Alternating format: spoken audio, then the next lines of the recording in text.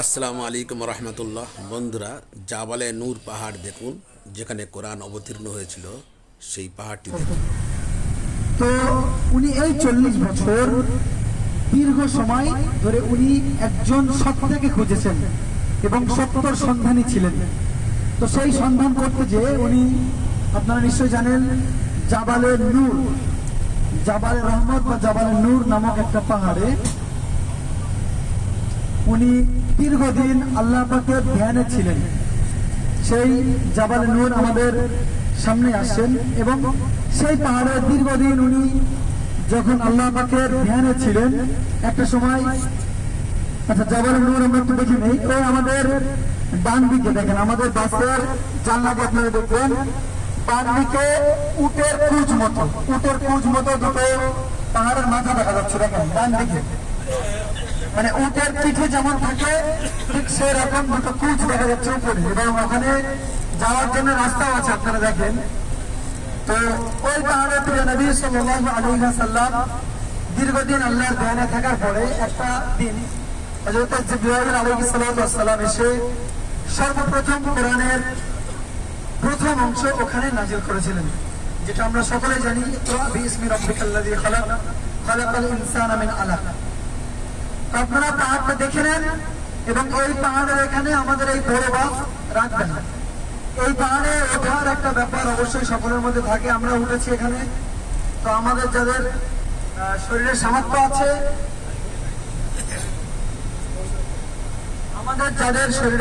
আছে, তো আমরা সেই নির্দিষ্ট সময় করে চলে আসব।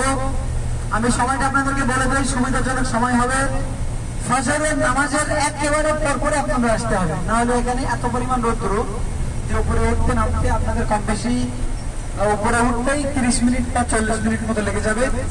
ওই জন্য অত্যন্ত কষ্ট হবে। তো যার কারণে এক হচ্ছে আপনারা মাগরিবের পরে আসতে পারেন, নাহলে একেবারে ফজরের পরপরে আসতে পারেন।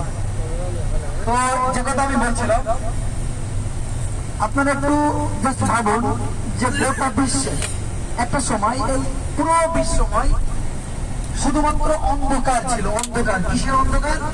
বর্বরতার অন্ধকার বলতে নেই।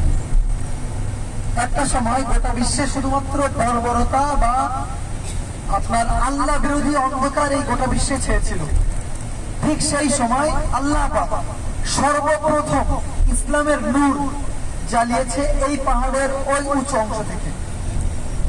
কি বলে আল্লাহ পাক জ্বালিয়েছে? আল্লাহ পাক সর্বপ্রথম প্রিয় হাবিবের কাছে জিবরাইল আলাইহিস সালামকে পাঠিয়ে বলেছেন, ইকরা বিইসমি রাব্বিকাল্লাযী খালাক, হে নবী তুমি পড়ো সেই সত্তার নামে যে তোমাকে সৃষ্টি করেছে।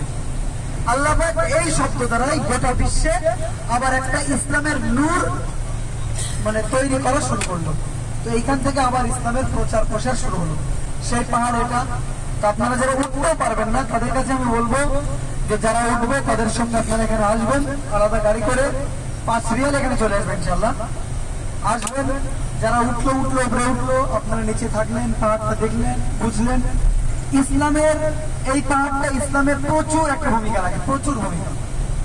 আর আপনারা যদি গোয়া পর্যন্ত যেতে পারেন তাহলে তো মানে প্রচুর কিছু অনুভব হয়, ওখানে উঠতে পারেন আলহামদুলিল্লাহ।